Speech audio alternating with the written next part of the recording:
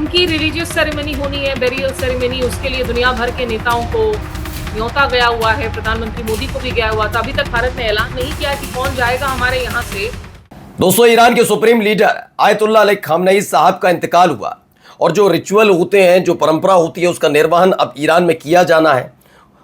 ऐसे में हमारे देश भारत के लिए भी न्योता आया था, खास तौर पर प्रधानमंत्री के लिए। लेकिन खबर है कि प्रधानमंत्री खुद ईरान नहीं जा रहे। वही जो हमले से ठीक पहले इजराइल का भ्रमण कर रहे थे, वो ईरान नहीं जा रहे इतने संजीदा मुद्दे पर। अब इसे लेकर एक बड़ा खुलासा हुआ है। दावा किया जा रहा है कि दरअसल ट्रंप ने भारत की तरफ से यानी मोदी जी को ईरान न जाने की सलाह दी या फिर अनुमति नहीं दी कि आप ईरान जाइए। शायद यही वजह है। कहां से खुलासा हुआ आपको दिखाता हूं। कहते हैं ना, विदेश नीति सारी चीजें हमारी तरफ से तय हो रही हैं। अगर ये खुलासा सही है तो सोचिए हम कहां खड़े हो गए। यही नहीं, राम मंदिर वाले मुद्दे पर बीजेपी के अंदर तोड़फोड़ होनी शुरू हो गई है। अब तो डायरेक्ट मोदी योगी आदित्यनाथ को नहीं, उनके विधायक सीधे प्रधानमंत्री को चिट्ठी लिख रहे हैं। और तो यही नहीं, अब राम मंदिर के चंदे को लेकर जो नए दावे ये संगठन के लोग, हिंदुवादी संगठन के जो बनते हैं ना, अपने आप को बहुत घनघोर सनातनी जो कर रहे हैं, वो आपको दिखाता हूं। एक और खेला उत्तर प्रदेश के अंदर से निकलकर सामने आया। ये खेल अपने आप में बहुत बहुत बहुत गंभीर है। और नाजिया इलाही खान, याद है नाजिया इलाही खान, जिन्होंने टिप्पणी की थी पैगंबर साहब पर, अब उसकी मुसीबत और बढ़ती जा रही है। मोर्चा किसी और ने नहीं बल्कि महिलाओं ने खोल दिया। और क्या क्या है दिखाता हूं। नमस्कार, मैं हूं प्राज्वल गौतम, आप देख रहे हैं the live TV. The live TV, सच सबसे आगे।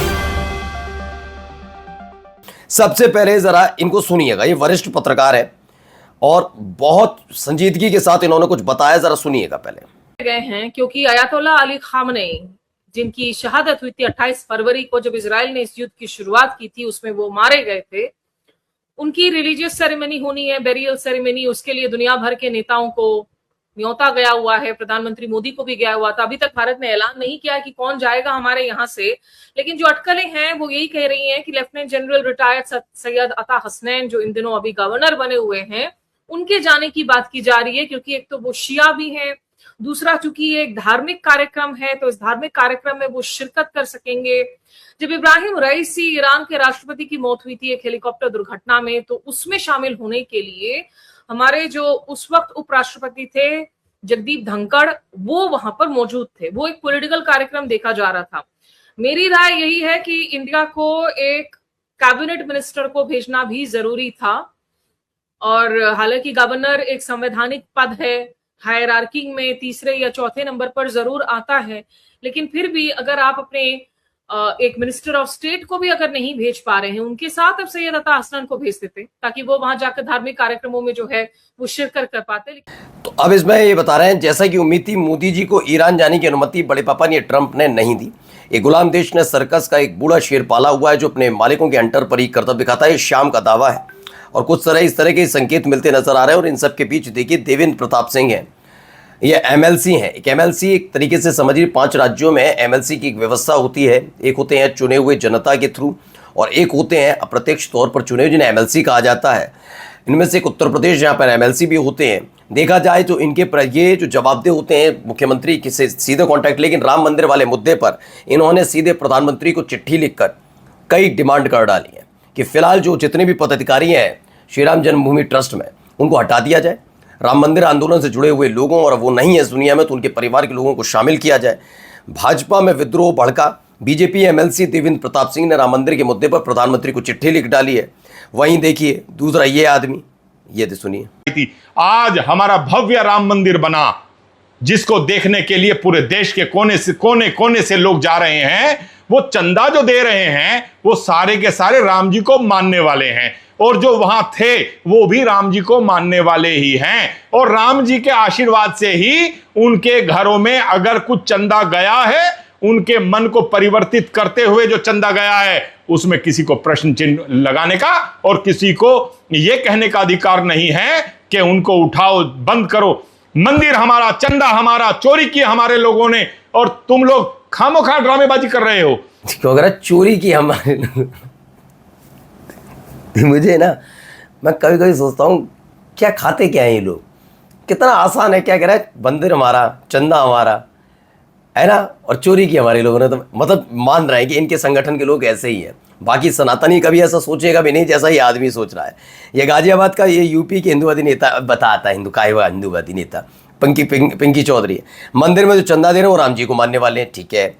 जो वहाँ थे वो भी राम जी को मानने वाले ही हैं, ओके। राम जी के आशीर्वाद से उनके घर में कुछ चंदा गया है, उसमें किसी को प्रश्न चिन्ह लगाने का अधिकार नहीं है। मतलब चोरी को संवैधानिक बना दो आधे। सोचिए, यानी अगर कोई हिंदू किसी हिंदू की हत्या करते हो तो सबको चुप रहना चाहिए, जैसे ये चुप रहते हैं। हकीकत है, मैंने तो हमेशा पूछा कि इतने ही महिलाओं की चिंता है, हिंदू महिलाओं की, तो जाकर अंकिता भंडारी वाले मामले पर अब तक इनमें से कितने गए और कितनों ने जाकर बोला?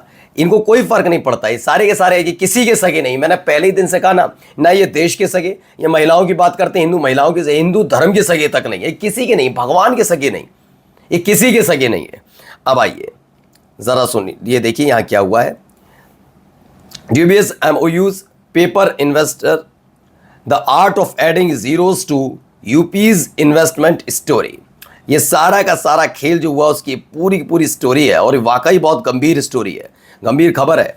सीएम योगी जी ने यूपी की जनता के साथ बड़ी धोखाधड़ी की। ये रिपोर्ट चौंकाती होगी। आदित्यनाथ की सरकार ने साल 2023 के ग्लोबल इन्वेस्टर समिट के आखिर में 33.5 लाख करोड़ रुपए के प्रस्तावित निवेश का दावा किया था। आरजी स्ट्रेटेजीज ग्रुप, जिसने लगभग 1,65,000 करोड़ रुपए के MOU साइन किए, उसका भारत में कोई स्पष्ट कॉरपोरेट रिकॉर्ड उपलब्ध है ही नहीं। हवा में है, सब हवा में है, सब बस गुणगान गाते रहो। मंच पर खड़े होकर बताओ हमने इतना किया, फलाना क्यों नहीं कर पाया, पुरानी सरकार नहीं कर पाई। और जब पूछो कहाँ है वो, है नहीं है क्या? अच्छा, जांच हो जाएगी, SIT बिठा देंगे। अब इस पर टिप्पणी मत करिएगा। और टिप्पणी कौन कर रहे हैं? जो आज तक इन्वेस्ट नहीं कर पाए, इन्वेस्टर्स नहीं ला पाए। ये ऐसे ही है। कोई राम मंदिर वाले मामले पे भी इन्होंने ऐसे ही कहा। वो कह रहे हैं जिन्होंने राम भक्तों में गोली चलवा दी, उनको कहने का कोई अधिकार नहीं, हम SIT बिठा रहे हैं, आप विचलित ना हो। सब इनका हवा में, सारा का सारी बात है। अब जरा देखिए यहाँ क्या हो रहा है। यहाँ भी नाराजगी है। खुले तौर पर एडवोकेट अब्दुल कादिर भी और हाजी सलमान जो इस वक्त यहाँ पर बल्कि यहाँ से जा रहे हैं, और इन लोगों को खुले तौर पर मना किया गया है कि अब यहाँ से आप लोग चले जाएं, परमिशन कैंसिल है, और किसी भी तरीके से आपको इजाजत यहाँ जंतर मंतर पर नाजिया इलाही खान को लेकर प्रदर्शन की इजाजत। लेकिन रब्बे काबा की कसम, नामूस रिसालत की खातिर अब ये सीना है, इस पे गोली मार दो, बुलडोजर चला दो, बोटी कर दो, हमारी बर्दाश्त कर लेंगे एक बार को। हमारे माँ बाप कुर्बान, हमारे बीवी बच्चे कुर्बान, मेरा 6 साल का बेटा है। मैं नामूस से रिसालत की खातिर अलल ऐलान कह रहा हूँ, अगर मेरे नबी की बात आएगी तो मैं अपने बेटों को भी कुर्बान करने के लिए तैयार हूँ। अगर ये गुस्ताख मेरे बेटे को कत्ल करेंगे, मेरा बेटा शहीद हो जाए। तो हमारे नबी की शान में गुस्ताखी करने वाली नाजिया इलाही खान के खिलाफ हाजी सलमान सहित कई सोशल मीडिया इन्फ्लुएंसर और एडवोकेट अब्दुल कादिर ने आज 30 जून को जंतर मंतर पर प्रदर्शन करने की बात कही थी। दिल्ली पुलिस ने इन लोगों को ये कहते हुए वापस भेज दिया कि परमिशन कैंसिल हो चुकी है, अब आप यहाँ प्रदर्शन नहीं कर सकते। वहीं दूसरी तरफ देखिए यहाँ पर भी, ये देखिए मैम, नाजिया इलाही खान के विरुद्ध में यहाँ पे लोग हजारों की तादाद में लोग उपस्थित हुए, पर उनको कोई भी प्रदर्शन करने का मौका नहीं मिला। इस पे क्या कहना चाहेंगे आप? मैं अभी जाऊंगी उन लोगों से मिलने। मैं उन्हीं के मतलब आमंत्रण पर मैं यहाँ आई थी, क्योंकि मुझे मालूम पड़ा था कि इस तरह से हो रहा है।